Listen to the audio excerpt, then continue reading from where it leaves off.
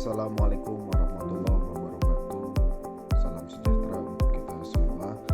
Baik, kita akan melanjutkan materi berkaitan dengan manajemen kepemimpinan supervisi food and beverage pada mata kuliah manajemen industri makanan dan minuman. Tujuan pembelajaran pada hari ini yaitu yang pertama, mengenal kepemimpinan dan gaya kepemimpinan. Yang kedua, membangun sebuah tim. Yang ketiga, karakter seorang pemimpin. Baik, kita bahas mengenai apa itu kepemimpinan.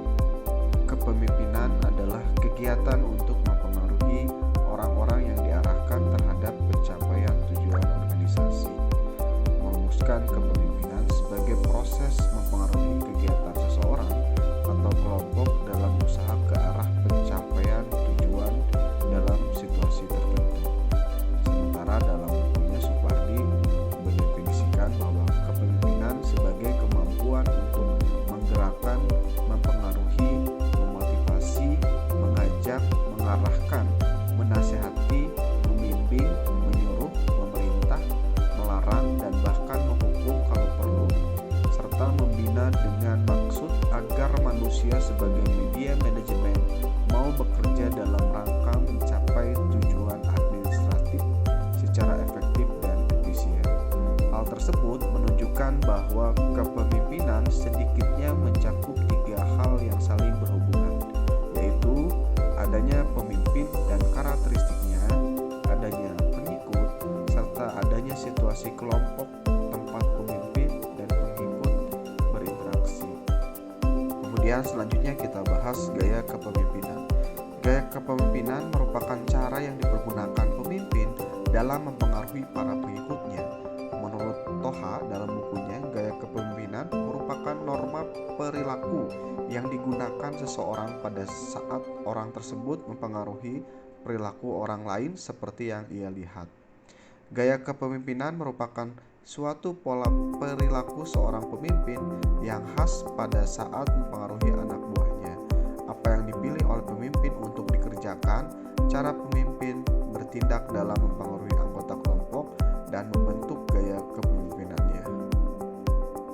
Baik, selanjutnya kita bahas bagaimana membangun sebuah tim agar solid, atau siklus mengembangkan dalam sebuah tim agar solid di dalam sebuah organisasi, terutama di organisasi food and beverage. Langkah pertama yang dilakukan adalah identify atau pengenalan. Sebagai siklus pertama pengembangan tim, identifikasi proses pengenalan tim untuk semua orang agar antara Anda dan tim Anda dimulai dari proses yang terjadi ketika individu menjadi anggota kelompok. Langkah yang kedua adalah familiarity atau keakraban. Dalam pengembangan tim, keakraban mengumpulkan dan menggabungkan semua identifikasi dari setiap anggota tim, tanggung jawab pemimpin. Selama langkah pengembangan tim ini adalah menghindari konflik, bukan menghindarinya, maka keakraban ini sangat penting dalam membangun sebuah tim. Langkah yang ketiga adalah connect atau menghubungkan. Menghubungkan sebuah langkah untuk mengubah hubungan menjadi kooperatif dan saling mendukung. Dalam tahap ini, para anggota belajar bahwa mereka dapat bekerja bersama secara efektif sebagai unit yang komprehensif. Siklus yang keempat yang mesti dilakukan yaitu fungsi atau function. Proses ini bagaimana sebuah organisasi menemukan fungsi tim pada tingkat produktivitas tertinggi. Jadi harus menempatkan sesuai dengan keahliannya. Langkah yang terakhir adalah improvement atau perbaikan. Perbaikan adalah langkah terakhir dari pengembangan tim, karena pada titik ini kelompok sedang bersiap untuk menghadapi perubahan besar dalam misi keanggotaan atau lingkungannya. Pada langkah ini, seorang pemimpin siap untuk memperluas pengawasan mereka ke sudut pandang yang lebih luas untuk membawa tim sebagai tim yang solid dan dinamis.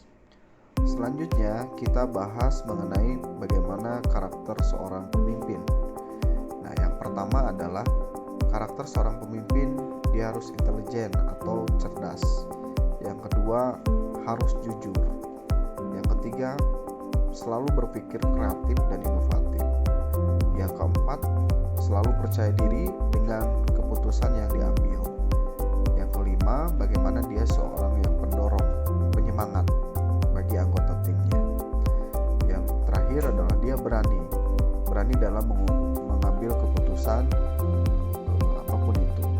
Selanjutnya, seorang pemimpin harus mempunyai karakter of function atau karakter yang berfungsi untuk menjadi penengah bagi anggotanya. Yang pertama adalah dia mampu merekomendasikan seseorang yang ahli dalam bidang tertentu. Kemudian yang kedua, dia ahli dalam memberdayakan seseorang sehingga dia bisa nyaman dengan posisi tersebut. Yang ketiga, memiliki nilai yang sangat tinggi. Kemudian yang terakhir, dia punya misi dalam mengembangkan sebuah organisasi. Kemudian karakter seorang pemimpin pun tidak hanya cukup hanya seperti itu saja.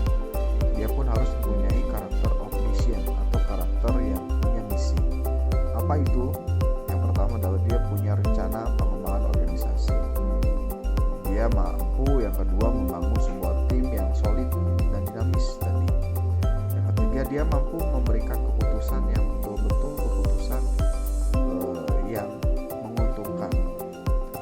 Selanjutnya, bagaimana gaya kepemimpinan dalam sebuah organisasi, terutama dalam manajemen food and governance.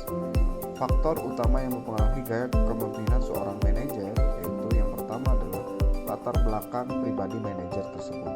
Yang kedua, bagaimana karakteristik karyawan. Yang ketiga, bagaimana iklim organisasi tersebut.